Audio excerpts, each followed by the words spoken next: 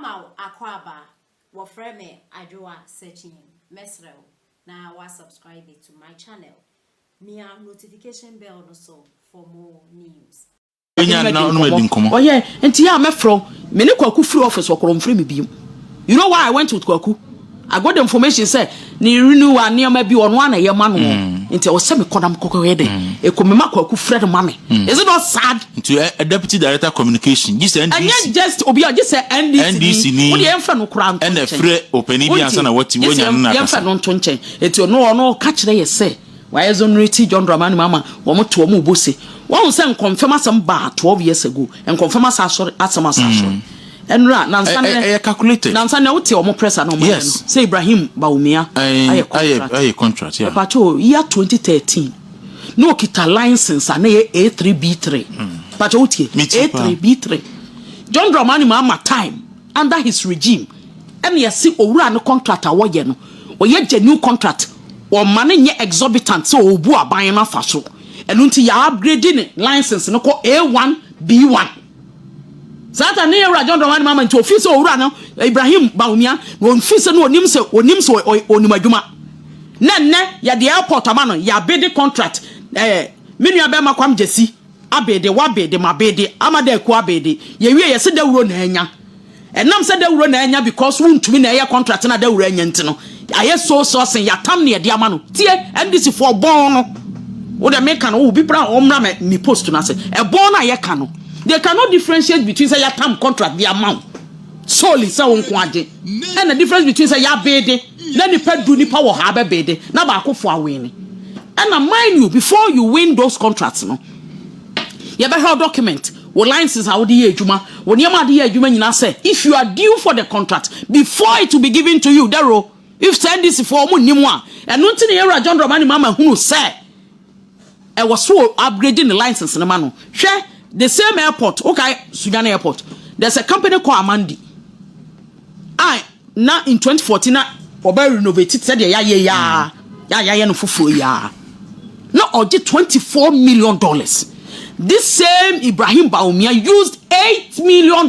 Did that $8 million from 24 million and balance ebeka ye de be ma aban no or say you so the own pocket money no the party akwan as for year asphalted roads ma enkura ye closer to the airport sabe ye be man mo nyama ba ho say plane land ya brofo ba na ese be ye meeting plane land ya beka so sunyane kuro no efe sunyane kuro no akasa so efe da ade a wa ya ti o contractor Ibrahim Baumia ya Dormaahemaa wonya ndisi ni judge do so bo be yo tumfo no ni ho ayi o so be na play movie mene na tena play movie sunyane ho Dormaahemaa fi sunyane ho aba wono obedi ho dance ya say free so nyine ye na obedi na konya ya akwan aye nsiesie a owura Ibrahim Baumia adwuma wa ye wo airport sunyane airport no edi mu che bibia nti mpacho ani diem wono same dem fi akora keto no mpacho menu aketo because akora keto me machiri ba na wo 34-35 years o ya kola o kan to akola wo ni na ka no wono ye John Dramani mama tena ase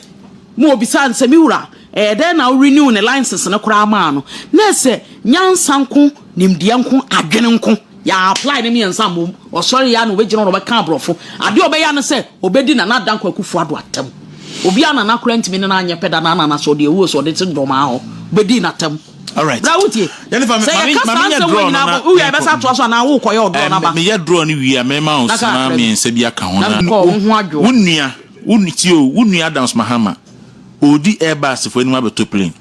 Na wo John Mahama no emu wote Armed Forces Council ne so. E na wo ne ye negotiation. E na moto plane. Eno ne nye so eno de conflict of interest. Enye bone. But Dr. Mahmoud Baumia de obey contract na onya. Ono sabe jamfi akolai. Ibrahim Baumia jana wo be hu no. Said your word de tie me. Otwekonkon se mfa ni die ma de ni die sam. Said your word de ma Ibrahim mama won sa atrase abondida. Or a renowned friend say businessman. Former leader of parliament, era chairman Sabon Shuko Gasem, Ghana Jata Cement, or Bao Beka Chileman Penny, Yentini maybe Swan or employ ni past 600, which unemployment crash, which I supported it because of Koy no one the papa, Mampenia diso. Only whoever said the amount for we are this form of the Yajuma. Do you know the amount of whoever and this form we businessman Wokroma or Munya? Then you just wake up na wasɔre na wabɛka bibi because Dr. Mahmoud Baumia. Now, Era Mahmoud Baumia told Yemfa corruption more than Tansa Yemfa more than that. Yemfa set Chronobo and Fabi more than that. What your candidate here, the year 2012, 2016, and the most corrupt in the African countries in be correct me about Yamam Troy. And you be saying, sir, why the bribe was a missing and I said, President, they be so dead good. What you say? Yet, make a way, dear, see, yet, near John Dormaahemaa, the kitchen toilet bob, blue kitchen, our boys in the tram, Brabima. Curtains not to take a woman about them. What did because it's airport to form? Say what they and Kanya airport. Play bet me land 208. Memoir can so ye be 208. Yabo can 208. Now South Africa for Bowo Kumasi. Almost fly free South Africa straight to Kumasi Airport. Now who banana the kitchen toilet bob and kitchen measure for more. Was it $27 million? Yashene dia once I've been in here, your book be animating. Jennifer Oforiwa Queen and a Martinica, Deputy Director Communication. Government official one, ni see a then war ye. They say or no. And na or ye a buying tio or ya buying penny or bay more. On one, if I tell me bo UK, US, the na go down CBFM. It do baby na your mama, a pretty say guru boy. Okay, T. Paragraph 136. US court was say government official one had such a reputation as a prolific bribe collector that within 3 weeks of the selection of the incoming government and before it was sworn in, Airbus reached agreement with brother of government official one. And now what was saying oh goodness, me back. Okay. And you go on. The woman is saying, so we are vice president. Yes. Now you're chairman of the Defense Council. Now we near Bema and na air fronted Airbus. Yes. Now omoni mo air negotiation na. The Public Procurement Act and the say SL recuse home. Now what's saying?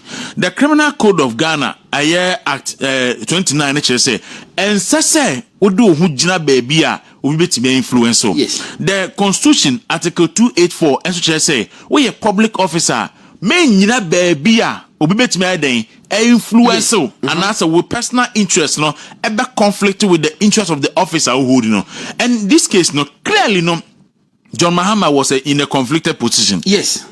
Because or act edgy say on one crack Ministry of Finance no the crack no akwaji bi ho no the abre Airbus for na or send emails no more a transaction edin na wahu kwaku na matina medu ebeka say why investigations ni nyina wi na wo hu say John Mahama and the government official one what the two screens John Mahama say a young kwasiasem stupid na matamidu catch no government official one adentra because when Musia catch government official one there this is waja demudie and emfata no say because say waja demudie eti wakohun to kwadi matamidu atem say nyi wonoma ene ya Kisejabe renegade Kisejabe Ebeka say Ebek in the final yabano was a day confirm me say John Mahama